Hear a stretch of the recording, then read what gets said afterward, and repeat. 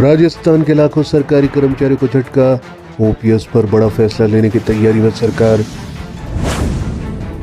कर्मचारियों की बंद हो सकती है ओपीएस, सरकार ने लागू कर दी है एनपीएस।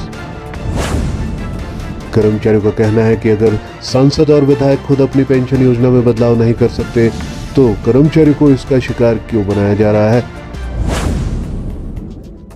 राजस्थान में 5.25 लाख से ज्यादा राज्य कर्मचारी की ओल्ड पेंशन स्कीम पर एक बार फिर से खतरा मंडराने लगा है। सरकार ने ओल्ड पेंशन स्कीम को खत्म कर न्यू पेंशन स्कीम लागू करने की शुरुआत कर दी है।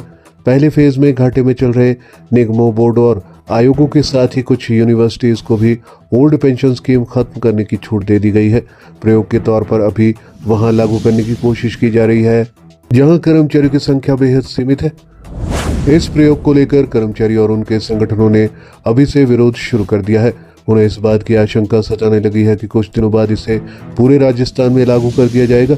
कर्मचारियों का साफ तौर पर कहना है कि इसे वह किसी भी कीमत पर बर्दाश्त नहीं करेंगे और इसके लिए लोकतांत्रिक तरीके से हर लड़ाई लड़ेंगे। गहलोत सरकार ने लागू की थी ओपीएस। दरअसल राजस्थान की पूर्ववर्ती अशोक गहलोत सरकार ने साल 2022 में यह ऐलान किया था कि जो भी कर्मचारी पुरानी पेंशन योजना में शामिल होना चाहते हैं वह इसके लिए आवेदन कर सकते हैं। राज्य के तकरीबन सभी कर्मचारियों ने इसके बाद अपनी पेंशन योजना में बदलाव कर दिया था। 1 अप्रैल 2023 से राज्य के 5,24,822 कर्मचारियों को ओल्ड पेंशन स्कीम का फायदा मिलना शुरू हो गया था। देश के दूसरे हिस्सों की तरह राजस्थान में भी 1 जनवरी 2004 से ओल्ड पेंशन स्कीम मिलनी बंद हो गई थी। हालांकि पुराने कर्मचारियों को ये लगातार मिल रही है। राजस्थान सरकार ने बोर्ड और निगमों में इस बात की छूट दे दी है कि अगर वह चाहे तो अपने कर्मचारियों की ओल्ड पेंशन स्कीम खत्म कर उन्हें एनपीएस के दायरे में ला सकती है। हालांकि इसे लागू करने से पहले उन्हें सरकार से औपचारिक तौर पर मंजूरी लेनी होगी। जिन संस्थाओं को अभी ओल्ड पेंशन स्कीम खत्म करने की छूट दी गई है उनमें कर्मचारियों की संख्या बेहद सीमित है।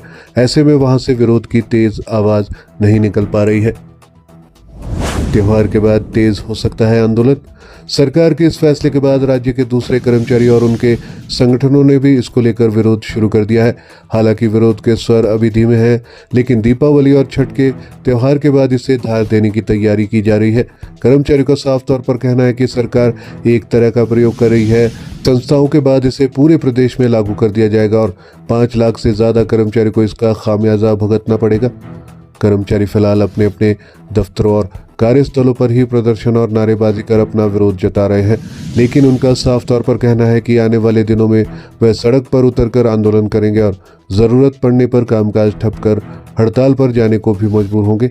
कर्मचारियों का कहना है कि अगर सांसद और विधायक खुद अपनी पेंशन योजना में बदलाव नहीं कर सकते तो कर्मचारी को इसका शिकार क्यों बनाया जा रहा है। वह इसे किसी भी कीमत पर मंजूर नहीं करेंगे और हर स्तर पर इसका विरोध करेंगे।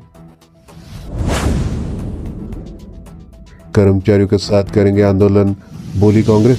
चूंकि मामला 5 लाख से ज्यादा कर्मचारियों के हितों से जुड़ा हुआ है, इसलिए सियासी पार्टियां भी इसमें कतई पीछे नहीं रहना चाहती।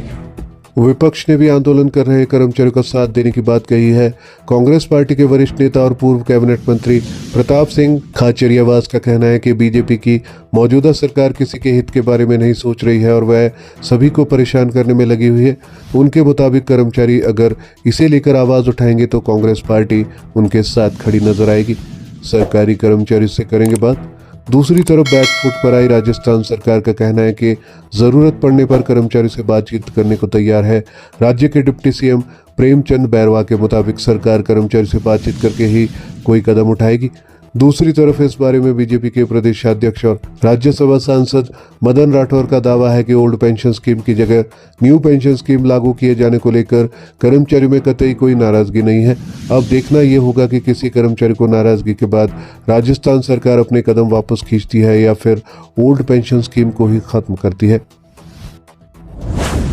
यदि ऐसा होता है तो ये अन्य प्रदेश जहां पर ओपीएस लागू हुई है उनके लिए भी खतरे की घंटी साबित हो सकती है। बात करें यदि हिमाचल प्रदेश की, तो यहाँ पर भी अभी कई बोर्ड और निगम ऐसे हैं जहाँ पर ओपीएस लागू ही नहीं हो पाई है। हिमाचल के 1,36,000 कर्मचारियों को ओपीएस मिल गई है, लेकिन बिजली बोर्ड के कर्मचारी अभी भी ओपीएस से वंचित है।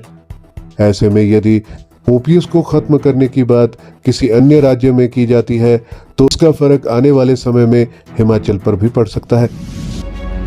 हमारे चैनल पर दी गई सभी जानकारियां विश्वसनीय समाचार पत्रों के माध्यम से एकत्रित कर आपको दी जाती है। हर खबर का लिंक डिस्क्रिप्शन में दिया जाता है।